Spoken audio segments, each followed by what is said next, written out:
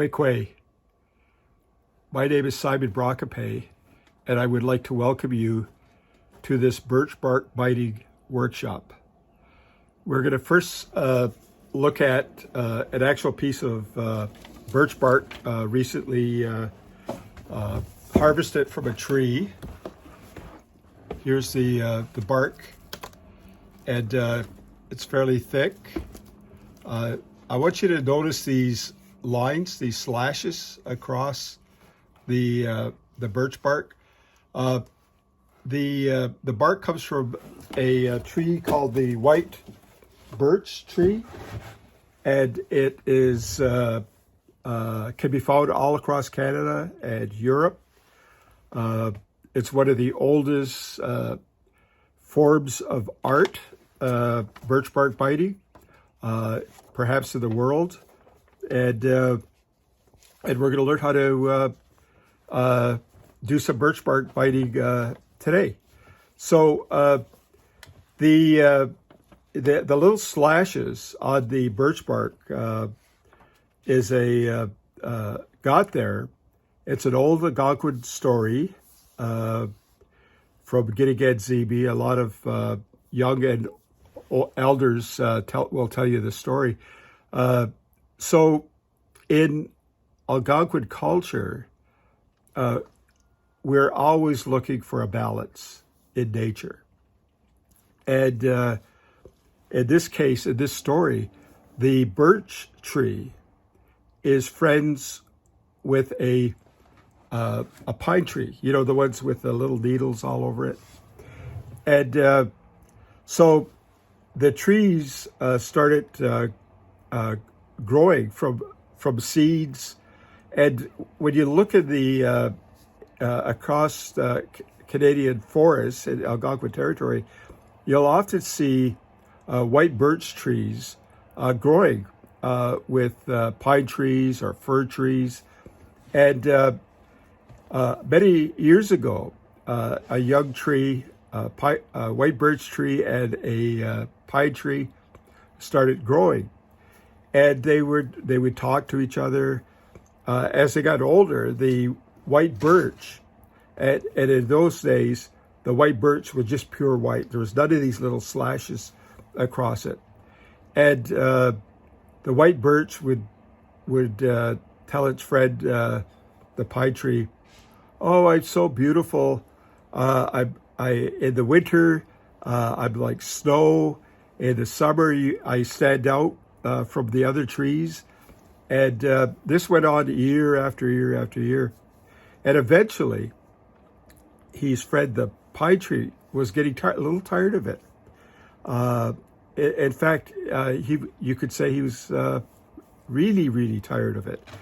And one day, the creator walks by, and the pine tree says, "This birch tree is driving me crazy. It's talking about how beautiful it is and white it is, and it's going to be the tallest tree in the forest."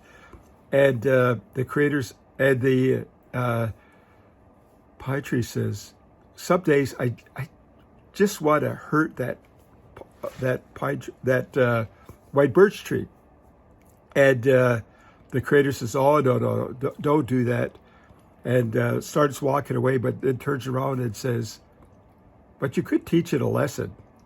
And so a few days later, it got really, really windy, and the trees were swinging in the wind.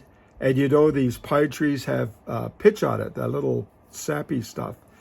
And the sap got on the pine tree's needles and started rubbing the sap onto the white birch tree. And the white birch tree got itchy and started scratching. And that's how those little slashes on the white birch came about. So that's a story you hear quite often from people.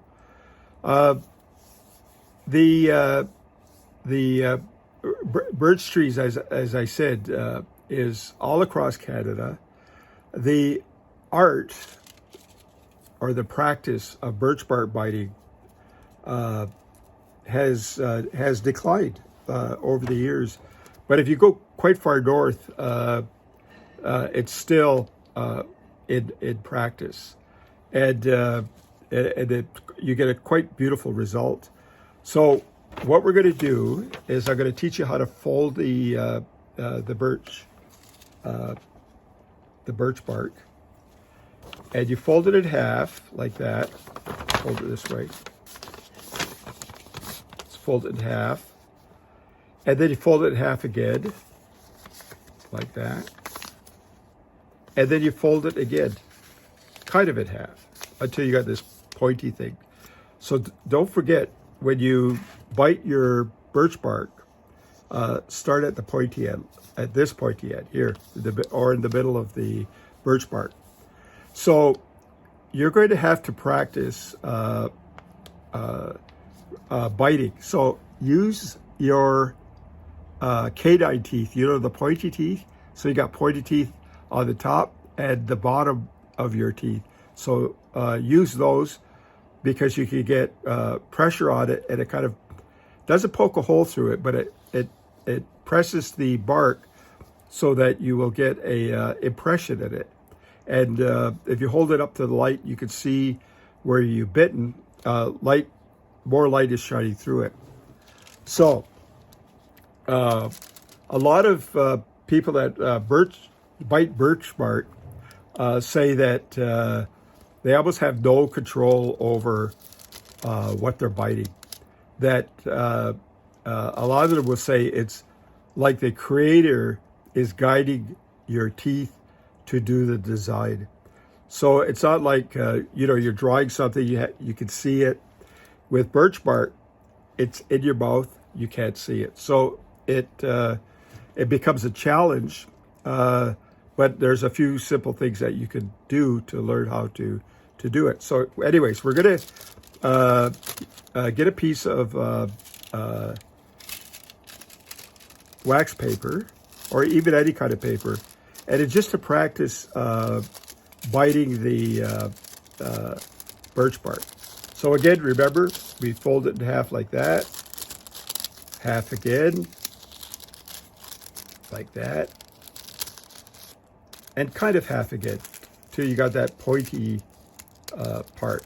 And remember, again, bite from the center of the bark.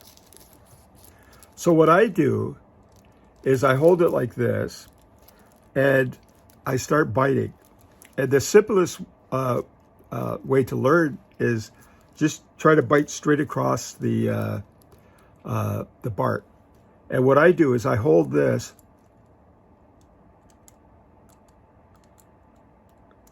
like that, so I could get you can see that there, the teeth biting across. I'm going to do it again.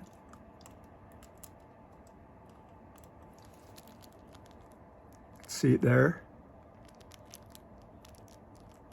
Okay, and I'm going to remember, this is the practice one. I use my thumb to kind of help guide my teeth. So I'm going to try to find the center of that second line, and I'm going to draw it for you just to show you where it is. You can see there. I just used a pencil and I drew it. So I'm going to use my thumb to help guide my teeth.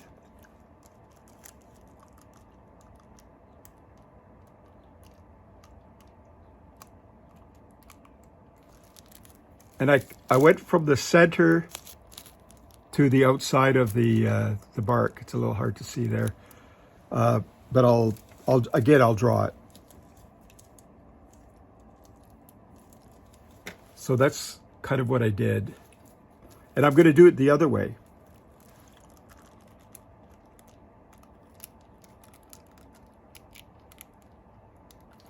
So I went from, you can see there, I went from the center to the outside. I'm going to draw it in with a pencil just so you can see it. And sometimes you can keep working on it. But when I do start working on the birch bark itself, I'll show you thing as it unfolds. So then you unfold it, and with this paper, it's well, you can almost see it there. With birch bark, you'll be able to see it better. So what happens is, the beautiful thing about this is it creates this beautiful repetitive pattern. And it kind of reminds you of, you know, in the winter we make snowflakes. So you would cut it out of your paper and make these beautiful snowflakes. And it's something that you probably have done when you're very young, and until you're very old. But it's quite a beautiful technique. So the first one.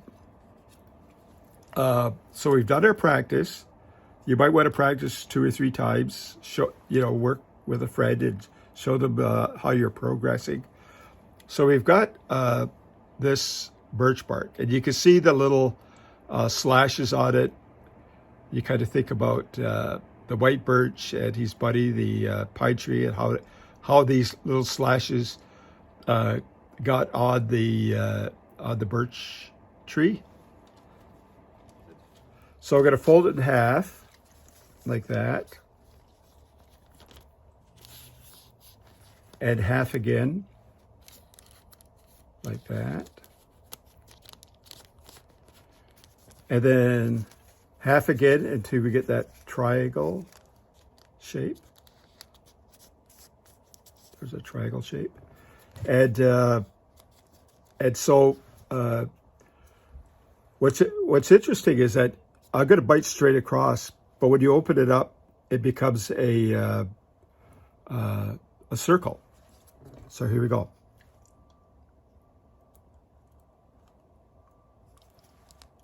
See that line? You can see where I bit into the birch bark.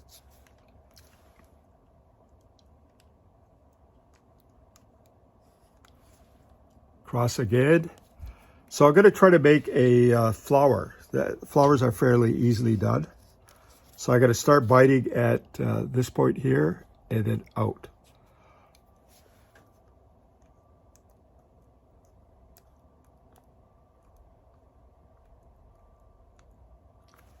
So you got to kind of imagine when you're biting into the bark where you are actually in the on the birch bark itself.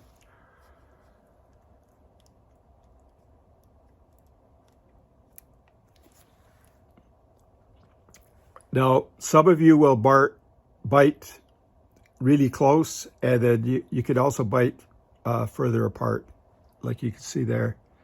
Okay. So now I'm going to try to create a flower.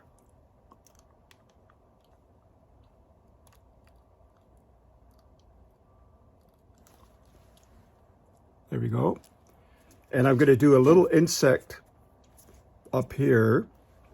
And what elders would do is they would do the insect and a flower, and it was a way of teaching young people that we need insects in order to pollinate plants, in order for strawberries to grow, blueberries, berries, everything in nature requires insects. So the role of insect is critical in our lives.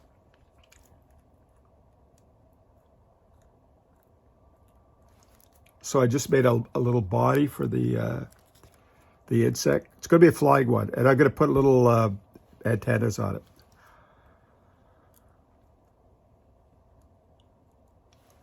You can see the antenna.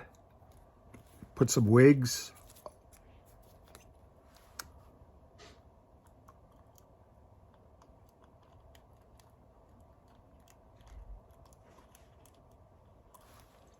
There's a wing.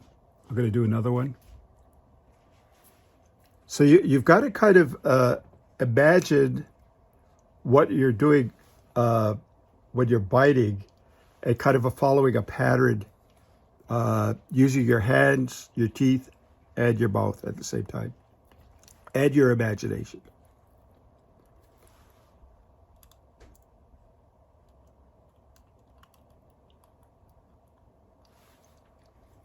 The other thing you have to be aware of is that, you know, when you're doing this, we don't always have control over everything. It's we say we're the Creator is speaking to us through this artwork. So there we go. I'm unfolding it.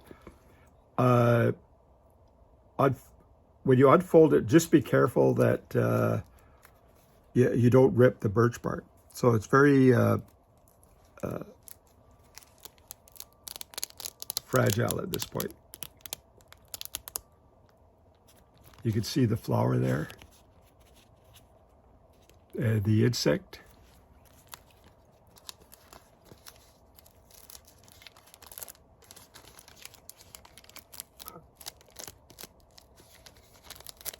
So take it apart little by little.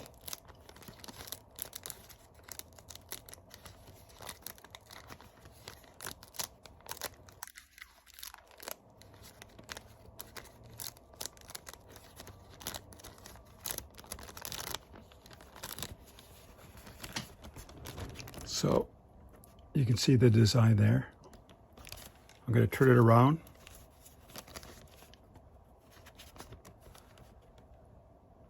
So these designs are quite striking. The original design's fairly simple. We've got our nice insect there. You can see the insect. I'll show you the other side too. The insect takes a little bit of practice. So if you want to try an insect, work it out on your wax paper. Okay? So that's the first design that we're going to do. I'm going to do another one, which will just show a very simple graphic design. And what's interesting about these symbols, they become symbols, is that they illustrate the four sacred directions.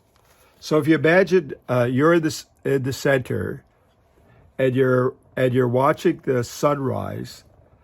The sun rises in the east and settles behind you in the west, and your right arm is facing south. Your left arm is facing north. Your body has naturally divided the world into four quadrants or four directions. So there's stories about sunrise. We listen to birds in the summer and in the winter when the sun comes up, and then we have our day. We have morning, noon, and night. The sunset. So there are teachings there. So the four sacred directions is also seven sacred directions. So how do we get seven sacred directions? We get the four cardinal points, east, south, west, and north, and then up and down and where we are. So if you count all those, that's seven. So they teach us about four stages of life. We're born, we're children. As we get older, we become youth, younger people, and then adults, and then seniors or elders, the four stages of life. So the number four is very sacred to indigenous peoples, and they are connected to teachings. The number seven, the up and down, and you're in the center, is another sacred number, seven. So we have seven grandfather teachings, which teaches about the importance of values like trust and love, and so seven becomes an important number for a lot of indigenous people. So we're going to do one more biting, and then we'll be done. Okay, so we're going to do one more biting, and it's just going to be geometric. So it's a good one for beginners. So I fold it in half, half again.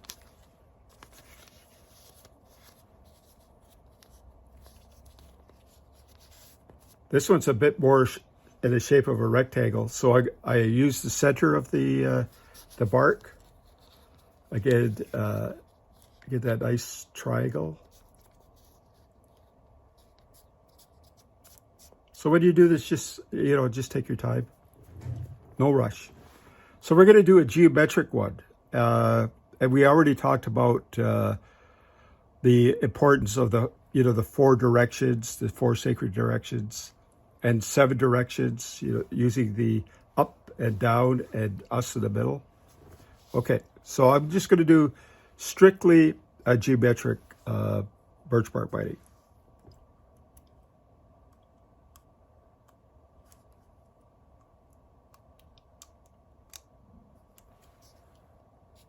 There we go.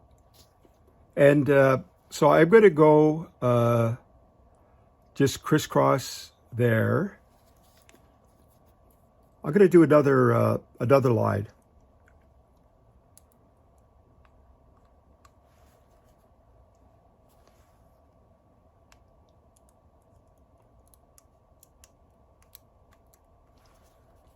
Remember, I'm using my eye teeth. You can see it better there.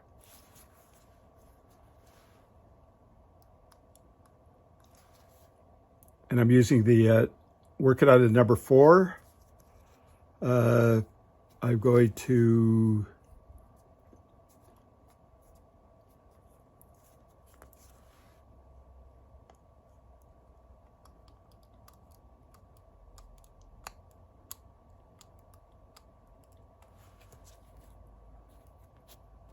okay.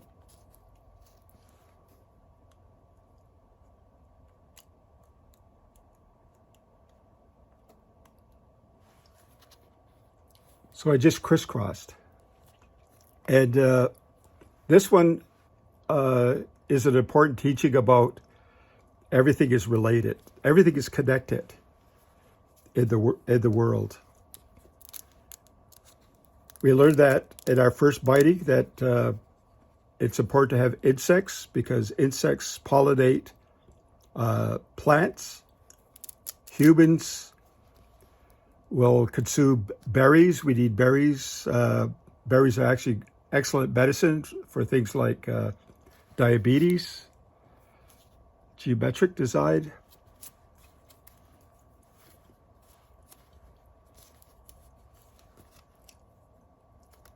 At Gittigan Zibi, the elders and a lot of young people say that we need to pick berries. I remember my grandmother picked blueberries when we were little, and they were tiny and they taste so good. So there's the geometric design. It's almost floral. It's kind of a floral design. Even though I was going straight across, you remember we talked about it becomes a circle. Anyway, so we're taught that we need to pick berries, otherwise the berries will disappear. Because the berries need us to pick them as much as we need to eat the berries.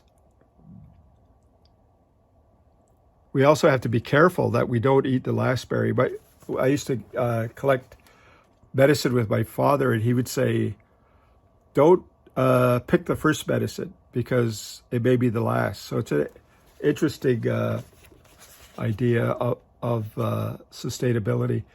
So there you go. Good luck with your birch bark binding.